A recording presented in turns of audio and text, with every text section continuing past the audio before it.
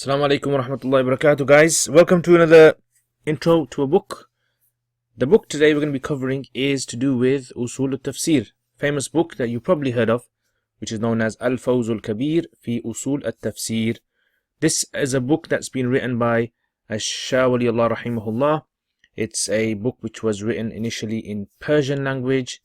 Let me just give you a little bit of an intro to the topic of the Quran and Tafsir and all that. So imagine this is the timeline. So we draw a timeline over here at the time of the Prophet ﷺ. The Quran was being revealed. The people who the Quran initially was sent down to were Arabs. They knew the Arabic language. The Quran was revealed in their language at their time. They understood all the grammar to their language innately. They understood the expressions, etc.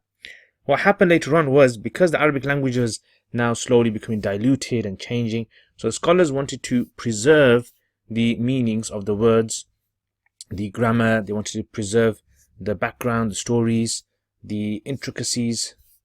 And so what they began to do was, over the years, various scholars attempted to preserve this in the form of what we call tafsirs. So tafsirs basically is like an explanation of the verses of the Quran, or a preservation of the verses of the Quran according to the understanding of that scholar. And if you understand the Arabic language, you don't really need a tafsir. But there are certain aspects in the Quran which would require you to look into what the experts have said, just to clarify what that means. So, various tafsirs have been written over the years as time goes by. And if you are familiar with tafsirs, you'd know that there are many types of tafsirs, many different aspects the Mufassirin have focused on, many different criteria they've used in their books. So the tafsirs themselves, there's a whole list of tafsirs that scholars have written. However, Usool al-Tafsir itself is to actually do with the topic of tafsirs themselves, meaning the approach of the Mufassirs, the methodology of the scholars of tafsir, of how they've compiled their books, what kind of things they look for, and also what kind of things can affect the meaning of the tafsir of a verse as well. So let me just give you a few examples of certain tafsirs that have been written. You probably know in the 500s, there was a scholar by the name of Imam Zamakhshari, who was a Mu'tazili scholar, and however his tafsir is very famous for the linguistic approach of the tafsir.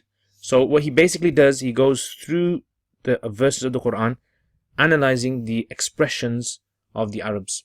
So it's a very interesting tafsir for those who are really into trying to understand how the Arabs used to say things, and how each and every single verse has its own special meaning.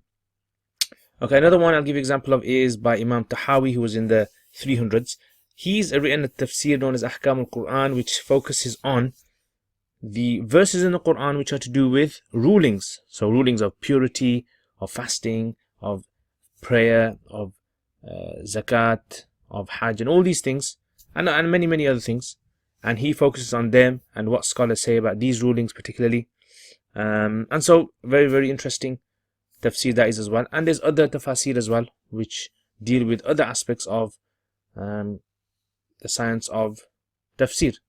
So that's a little bit about tafsir. Maybe inshallah in the future I can do an intro on Usool al-Tafsir itself, or even on certain tafsirs, or even on the topic of tafsir historically. So inshallah I'll leave that for another time. Let's go back to this then. So Fawz al Kabir, this is a very short book, very small book, written by Sheikh Ahmad bin Abdul Rahim, who is also known as Wali Allah al-Dihlawi. Call him Shah. That's a kind of title they give him. So Wali Allah al-Dihlawi was his nickname. And he was born in 1114 and died in 1176 Hijri, which roughly works out to be in the 1700s, 18th century.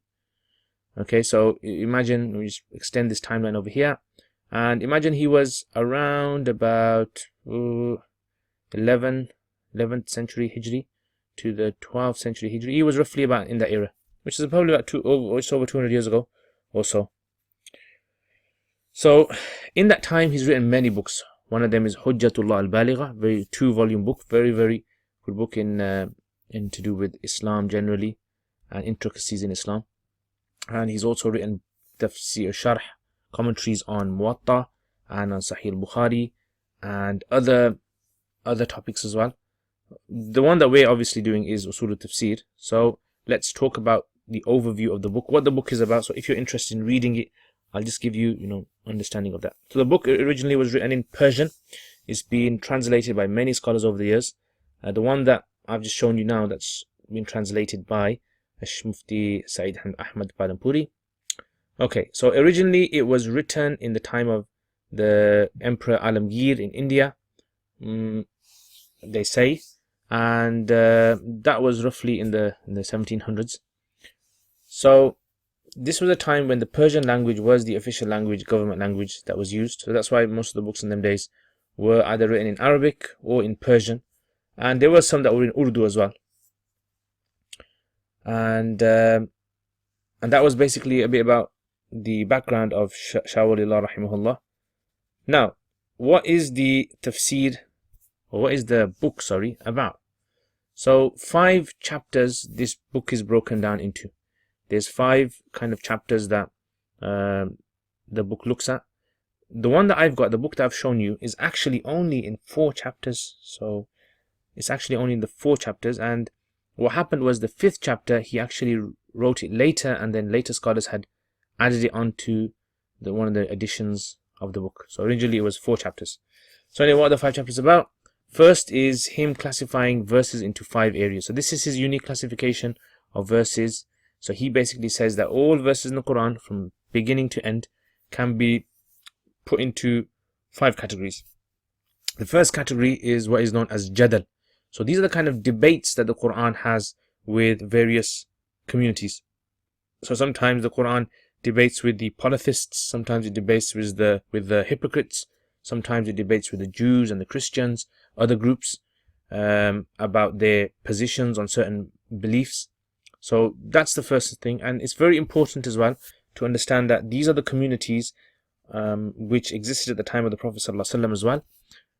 So the Quran goes into quite a lot of detail when talking about these communities and the errors that they made in history, so that we don't make the same errors as well. Okay, secondly, it talks about history, those verses to do with like Adam alayhi salam, Nuh alayhi salam, the past prophets, the past nations, what lessons we can learn from the mistakes they made and how they erred. So that's the second type of verse out there. Okay, and you've probably seen quite a lot of stories in the Quran. Okay, so stories in the Quran is a very key aspect of conveying the message of Islam. Okay, number 3 is to do with the tadhkir bi ayyamillah. Okay, so tadhkir bi ala'illah. Tadhkir bi ala'illah. History is ayyamillah. So the favors of Allah Ta'ala. So in the Quran, Allah talks about the rain coming down.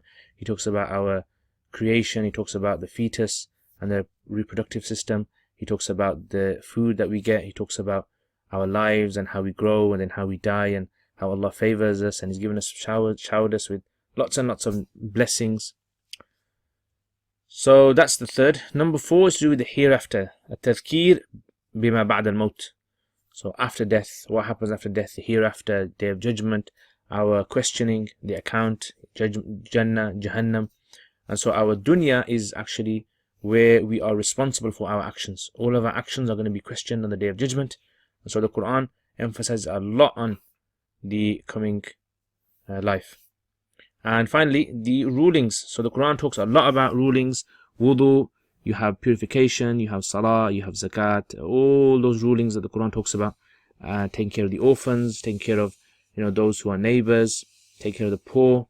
All these rulings the Quran talks about.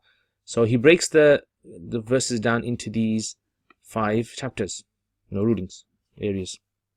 Chapter number 2 is the chapter to do with the clarity of verses. How certain verses, certain aspects of verses or certain verses can become a bit confusing to certain readers. So what's the reason for that? So he talks about that as well. So number 1, he talks about 5 areas. Number 1, about certain linguistic words. So the wording used in certain verses because we are quite far from the time of the Sahaba, and we don't speak there the way they used to speak. So a lot of the words sometimes can become a bit confusing. So we need dictionaries and people to explain these words to us. Number 2 is abrogation. So abrogation is very important because it tells us how certain things were in the beginning of Islam and how certain things later on changed, like rulings to do with warfare, rulings to do with night prayer, rulings to do with divorce, with inheritance, etc. And Shah Wali Allah has his own actual position on abrogation. He actually believes only 5 verses that abrogate in the Quran, but he does list the other positions as well, and which ayats are abrogated according to the other scholars. Okay, number 3, he talks about what is known as sabab and nuzul, the causality of verses, the cause of revelation of certain verses. So he talks about this in some detail, because sometimes what can happen is, if you don't understand the background to certain verses, people can just misconstrue a verse. They can just take it and misunderstand what the verse means. So understanding the background, the context of the verses is extremely important. Okay, the 4th is grammar. Because of grammar, sometimes what can happen is, if you don't know grammar, you know what the words mean, but you don't know grammar, it can make the sentences a bit confusing. So he goes into the importance of knowing the grammar for many verses as well. And finally, to do with what we kind of term as the balagha of the verses, or explicit expressions or implicit expressions, how the Quran uses expressions in various ways. And if you don't know how Arabs express themselves, you're going to find it very hard to understand certain things in the Quran. Just like we have in English, we have certain expressions that if a person's not accustomed to how we say things, then it can become quite confusing of what we mean by certain expressions. So anyway, those are the topics he talks about in the 2nd chapter. 3rd chapter is to do with structure of sentences. So the structure of sentences basically is to do with the topic or several issues. Number 1, he talks about the history of the compilation of the Quran. So how the Quran was compiled at the time of the Prophet ﷺ, later on. And this is very important for the Mufassir as well, the Tafsir as well, to understand the background to this. 2nd, he talks about chapters themselves. So chapters being made up of verses, and then the verses being made up of words, and then certain chapters having a certain rhythm to them, a rhyme to them, ending in certain ways. He talks about that. Okay, repetition of verses as well. He talks about how important it is in the Quran for repetition as well. So sometimes a verse may be repeated, like in Surah Rahman, repeated over 30 times. فَبِأَيِّ آلَىٰ رَبِّكُمَا تُكَذِّبَانِ. So he looks at the repetition in the Quran. And finally he looks at the i'jaz, the miracle of the Quran, the way that people are unable to replicate the Quran. So how is this found in the chapters themselves? So he talks about that as well, and he talks about the different, or a few different aspects of that. So you can look at that in more detail if you want in the book. Right.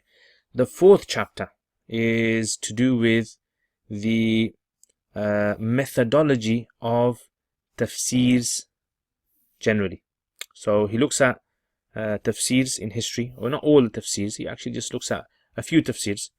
So for example, he looks at the classical tafsirs, what their approach was, how they used to look at certain verses.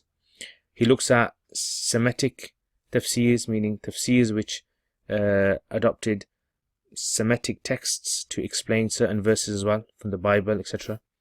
So what's the scope of that? So he talks about that. Thirdly, he talks about the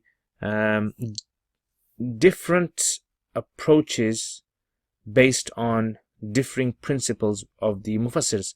So for example, like one mufassir may have a certain position on a certain principle, another one may have another position, and because of that their tafsirs differ. Like Mu'tazili tafsir may have a certain approach on certain verses, and the Ash'ari may have a different approach on certain verses. So it can have various effects on that as well, on the tafsir themselves. So the Ahl Sunnah and the Batiniya and various groups.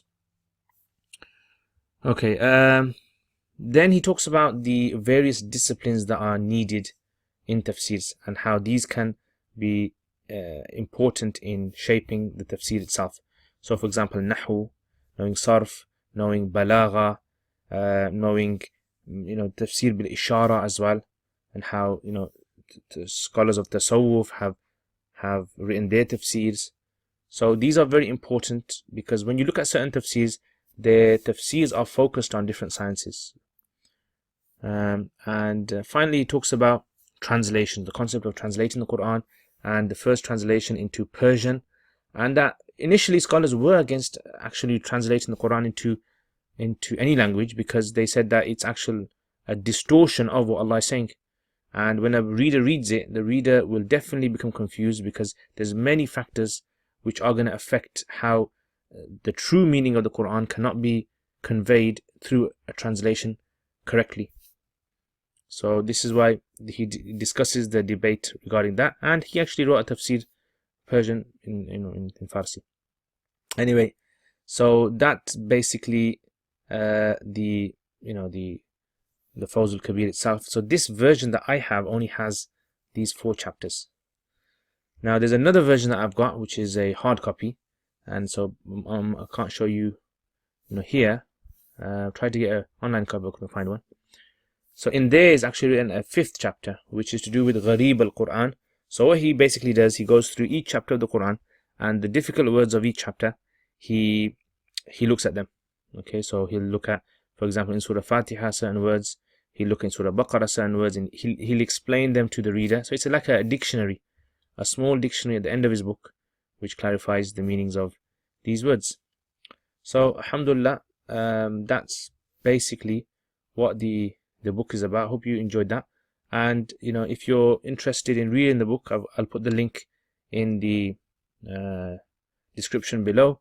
If you have any suggestions as well, it's a short book. You can read it in a day or two. 159 pages it has. So I would say is that read the book, have a go at it, and if you can study it from someone, ideally try and study it from someone who's actually studied it, or someone who's well versed in the science of Arabic and tafsir, etc., because it's very, very useful to have an understanding of how scholars approach tafsirs, especially in the future if you want to go into it yourself. Jazakumullah khair, guys. Any suggestions, comments, please put them in the comments below, and for future books as well. Assalamu alaikum wa rahmatullahi wa barakatuh.